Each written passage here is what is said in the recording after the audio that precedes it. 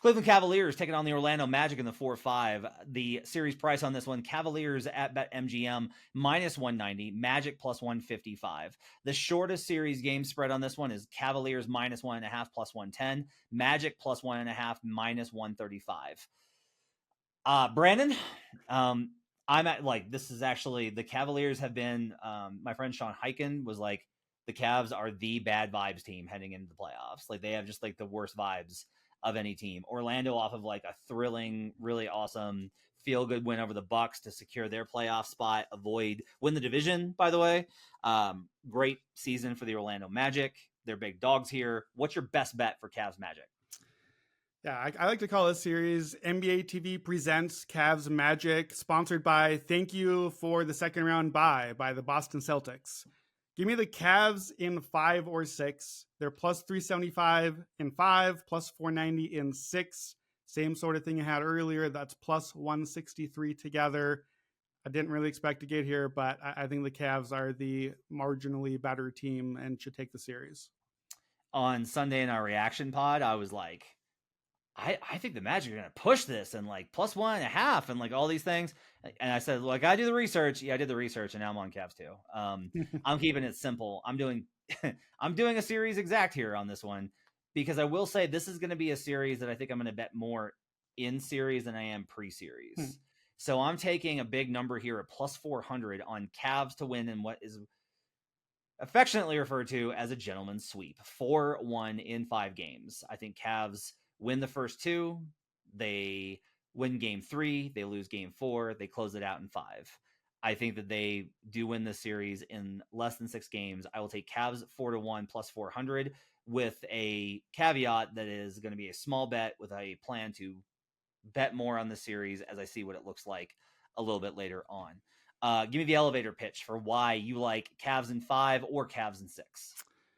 I just think Orlando's going to really struggle to score here. And really, that's it. Orlando this year against a top 6 defense, which the Cavaliers are one of them. Orlando was 5-10 in those games. They scored 104 points a game compared to 42-25 against all the other opponents, 112 points a game. So big drop off there. Paolo Banchero, who obviously we're going to talk about here, he struggled in those Pacers games. Now look, he had a 42-point game. Yay for counting stats. He did not shoot well. He shot 46, 25, 69. He had a 98 offensive rating in those 4 Pacers games across the 4. He had a minus 4.2 BPM. Franz Wagner wasn't great in those games either. I just don't know where the offensive comes from. Paolo, that's not just bad shooting, just got bad luck. Same top 6 defenses. Paolo for the season, 44% from the field, barely 50% true shooting, sub 100 offensive rating. That's their offensive guy. That's the guy that has to get the points for them. They don't have a lot of options. The defense is great. They still have to score some points. If it's not Paolo, if it's not Franz, I don't know where it comes from. The Magic are bottom 5 threes. They're going to shoot a lot of 2s. That's what the Cavs defense wants you to do. They're number 3 on 2-point percentage. I don't like that matchup. The Magic score a lot of free throws normally. The Cavs don't foul that much. They're a good defense. So they're going to take away the few things that the Magic did have an advantage on offense. Orlando usually has a pretty good rebounding edge. Cavs dominated offensive rebounds in the series, second chance points, 3 points attempts. The Cavs had plus 31 on 3-point attempts for the series in the season over 4 games. That to me is a problem because if the Magic are struggling to score, you got to get points somewhere. Can't be 3s either because that's just not what they are. It's not who they're going to be. So I don't know where the Magic score. I don't think we're getting a lot of scoring here. Like I wish I could bet on will a game in this series finish below 160 points. Like give me the line for that, and that would be my best bet for the series. I just don't think the Magic score. That's the one thing I'm most certain about, and so I have to believe that the Cavs do find some answers. We got Mitchell, we got Garland. I don't know that I super believe in those guys, especially against a really tough, nasty, great Magic defense. I love these guys. I just don't think the Magic score enough. So Cavs in the 5 or 6, and I don't think it pushes out too far. I gave the stat out on Sunday, and I do think it matters. The Cavs versus top 10 defenses this season were 9-15 straight up. So they did not do well versus good defenses. They also, this season, versus top 10 defenses, were 25th in spread differential at minus 3.4. Orlando, surprisingly, was over 500 versus top 10 defenses, 13 and 12. That was surprising to me. So my early lean was like, that's why I was like pretty early here on Orlando, because I was like, well, okay, the Cavs can defend, but their offense is kind of mediocre, and the Magic can defend, but their offense is bad. Who's better in those situations? And the answer is the Magic are better in those situations. So I kind of lean towards them. My problem, and I can't believe I'm doing this again, I'm doing exactly what I did last. I swore I wouldn't do it last year. Like after last year's disaster with the Cavaliers, I swore I wouldn't do it. And again, I want to be very clear. I'm betting this one light. The Cavs starters in this matchup when they played this year killed them. Yeah. Orlando's starting unit compared to all other playoff units is not good. Like, not like, oh, not that good. Like, no, on a playoff scale, which is where you're at now, they're not good. The starters are not good enough. They can't score. The defense is great because every defensive lineup for Orlando is great. They can't score. And so they get crushed. The Cavs have one of the, like, their lineups when they use their guys is awesome. Like, it's really good. And that even goes for some of these lineups with Darius Garland and Jared Allen and Evan Mobley. With the right combination of shooters, they have more shooters to throw at the problem than they did last year when it was like Chetty Osman or Isaac Okoro, and JB Bickerstaff was like, I do not trust Okoro, so I'm going to ride or die with Chetty Osman, while I screamed into the void as all my Cavs futures lost.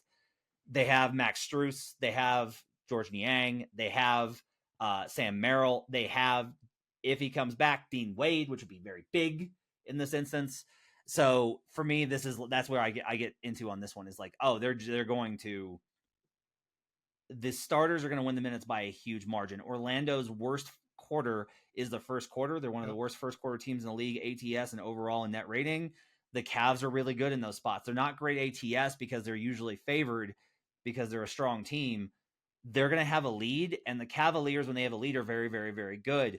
Also, teams with, guess what? Teams that win the first quarter tend to win the playoff game. Like, that's just what happens. And that's what I kind of see happening here, is the Cavs are going to get out to leads in game 1 and game 2. I think game 3 will be close, but the Cavs win, and that effectively ends the series. Orlando comes back and wins a blowout game 4, and then the Cavaliers win in 5. So that's where I get to on this, is I just think that the starting unit, they have so many more, like, they have ways to stretch and punish them. Am I looking forward to it? Yes. Like, I can't wait to watch Jalen Suggs coming over screens on Donovan Mitchell. I can't wait to see, like, what rotations Jamal Mosley goes to. The numbers kind of indicate that, hey, maybe Jonathan Isaac starting changes this entire thing. Like, that's a wild card. Agreed. Isaac, to me, he's elite in isolation, so you can switch a little bit more, which is a really fascinating wrinkle for this team. But you're still left with the fact of, I'm like, okay, you've gotten 8 stops in a row. You still got to score enough in order to be able to get distance. And I don't think that they can do that. And so I'm going to go ahead and I'm going to take the Cavs here 4-1. Yeah, I want to reiterate the first quarter thing you said. I had that as my top series prop angle. Cavs, other than the game Donovan Mitchell missed in this series, they played 4 times. So in the other 3 games, Cavs were 3-0 in the first quarter. They won one of them by 17. They won one of them by 19 points. So I think if there's a game where you like the Cavs, just Cavs first quarter is a good angle, or Cavs first quarter and Cavs game, like that sort of thing. The old J Money trifecta sort of thing. I think that's get them out of the gate and get them going early. Magic are 21st in the first quarter. So I had that as my top note on a prop. Magic are 3rd in second quarter, and that's because of the bench unit, which has been, I think, buoyed by Jonathan Isaac. So let me make the 1-minute counter case on behalf of the Magic, because I try to do that. I wanted to bet the Magic here, kind of like you. I tried to make the case. Let me give you the case of what I came up with. Tell me if anything is convincing or worrisome to you. So, number 1, the bench unit. The Magic bench unit has been really good, especially Jonathan Isaac's minutes have gone up the last 2 games, his biggest minutes of the season. So I do think that that's possibly exciting. The Cavaliers turn it over a lot. Magic are number 2 forcing turnovers and number 2 in points off turnovers. They get almost 19 points a game that way. If the Magic can't score, that's a pretty good way to get some easy points. Get, quiet the crowd, get some things going. So that could be one way to get a few points. Orlando's top 6 at home for the season. So if they can hang around, can Orlando extend the series by winning both game 3 and 4 at home? Could they push it along that way? And then here's my real biggest concern. The Cavaliers are not a team I wanted any part of going into this series. I don't want the Magic either. If you put them, like either of these teams, against any other team in the playoffs, and I'm not counting the Bulls and the Hawks, who are the Cavs Magic of the play-in tournament, against any of the other teams, I would have just taken the other team, done here, not much analysis needed. Here's the Cavs since the All-Star break. 11-16. They're 21st on offense, 23rd on defense, net rating minus 3.9, and Donovan Mitchell, since the beginning of March, has played 7 games. He has a 102 offensive rating, 102 to 117 defense, 51% true shooting. He's dropped from 6.5 BPM, which is like all-star borderline MVP conversation-ish almost, to minus 3.8, which is sub-replacement level. It's only 7 games. I know BPM. He's been terrible. He has been awful, and he's the only real offense that they have, because Darius Garland kind of sucks this season for some reason. I don't know why. So I don't love the Cavs. I don't love the loser thing they did the last day to get here and earn this series. That's my counter case for the Magic. Is any of that convincing to you, or want to make you bet this series at an even smaller unit size? I think a stronger one for me is honestly, we have a known negative in JB Bickerstaff in the playoffs. JB's been amazing in the regular season. I really cannot stress how good, like, they had so many injuries this year, and the Cavs still wound up in the 4. They could have won the division if they wanted to. It's amazing. JB's done an incredible job there. But we have a known negative playoff. His one playoff series was an outright disaster. And we have an unknown in Jamal Mosley. We have an unknown in Darius Garland and Jared Allen, who admitted that the lights were too bright for them. We have unknowns in Paolo Banchero and Franz Wagner. Like, that's a good way to cap this series, is like, I know the Cavaliers underperformed wildly. I've never seen the Magic. So that to me smells more like a game 1 play than it does a series bet. Yeah. But I do kind of think that there's something to be said for just the idea of like, look, man, the playoffs are about matchups and intensity and matchups and talent and solving problems. But also a lot of it does get into like, are you made for this or not? And we have reason to believe the Cavs are not. And we don't know with the Magic. Yeah. We don't think so.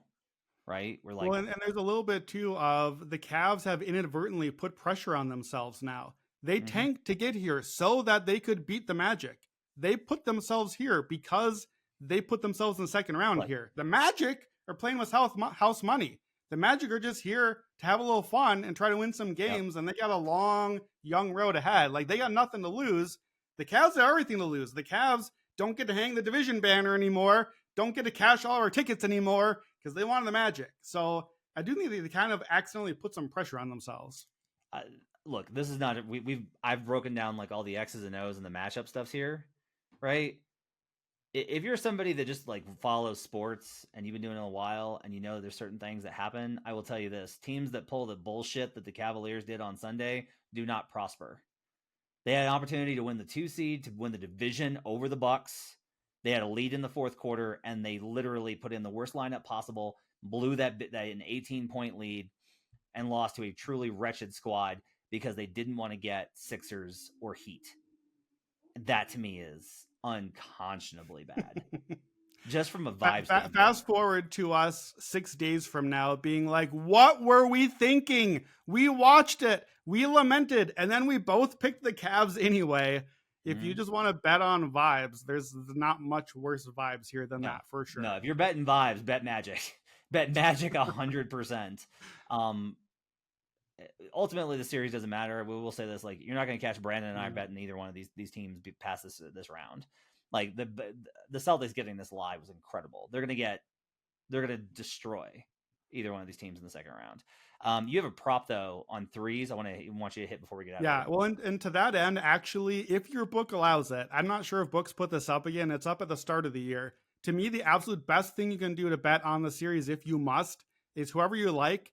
If your book allows it, bet that team to lose in the Eastern semis, because you are betting them to win, but then getting a little extra bonus for your money on them losing to the Celtics rather than just getting the series. That's the best way to do it if you get that line out there. So for me, my best bet would be then Cavs to lose in the Eastern semis.